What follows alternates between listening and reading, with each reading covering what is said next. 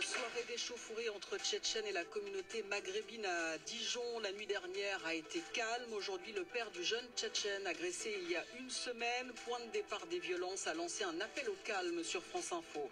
L'infirmière interpellée hier pour outrage et jet de projectiles sur les forces de l'ordre en marge de la manifestation des soignants à Paris est toujours en garde à vue.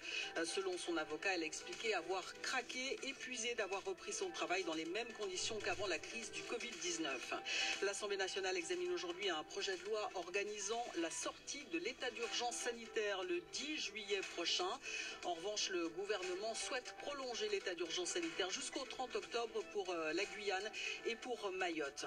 Alors que la Chine se reconfine en partie par peur d'une deuxième vague de coronavirus, la Nouvelle-Zélande, de son côté, va confier le contrôle de ses frontières à l'armée.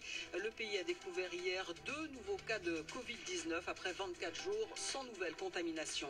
La Russie, elle, a débuté aujourd'hui les essais cliniques de ses 2 premiers prototypes de vaccins contre le nouveau coronavirus. Essais sur 2 groupes de 38 volontaires chacun. Enfin, est-ce une conséquence du confinement? Un bébé pandarou est né le 4 juin dernier en France dans un parc animalier de Seine-Maritime. Le pandarou est une espèce classée en danger d'extinction.